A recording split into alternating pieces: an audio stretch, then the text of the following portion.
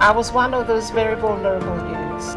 I felt so discriminated, and back then everyone knows everyone. And the job that I believed that I could have got it, someone else got it, just because they're friends of the boss or they're from the same island. And so I started to be victimized by the influence, or actually the impacts, of nepotism.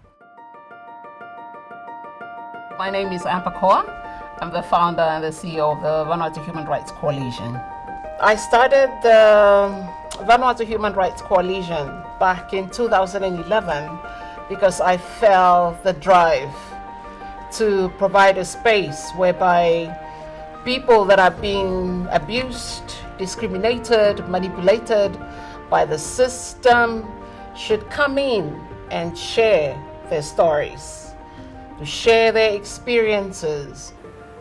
Me come attend my meeting for human rights from me look inside the community, more inside the all homes, more inside the all ward where me place salhem, full up the all young fella all staff, or they no got walk.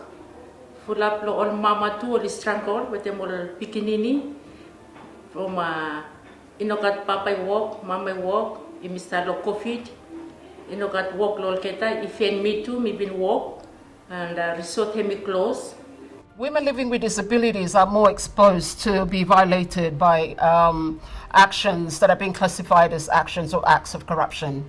Because first of all, they cannot mobilize themselves.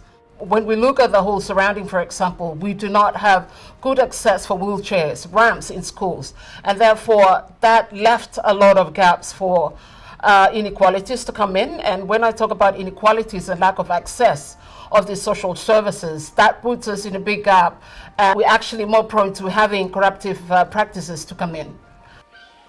Today, we look at a lot of communities, even though they're living in town, they still have lack of access to running water.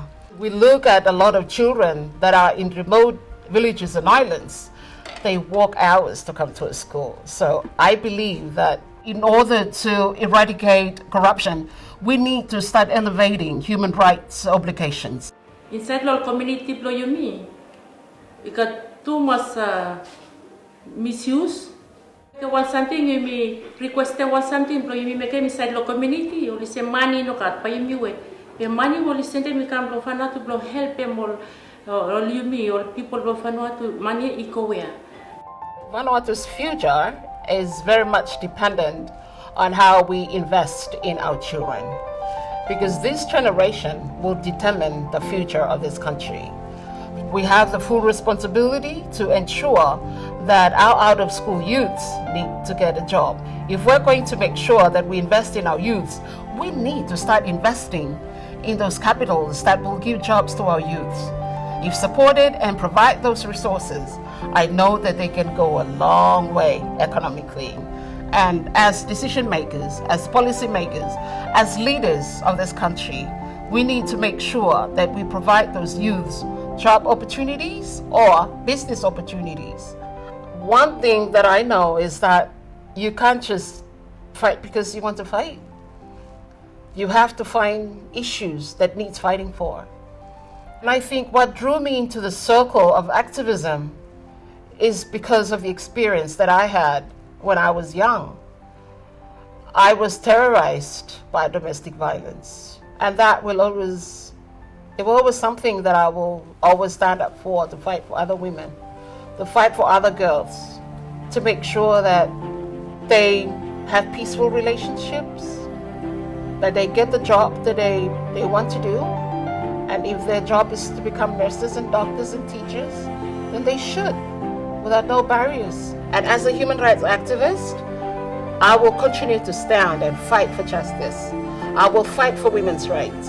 I will fight for political rights. I will fight for cultural rights. I will fight for people, and in particular women living with disability. We need to fight for children's rights, to go to school, to have enough food to eat, to have a good shelter, to be at peace.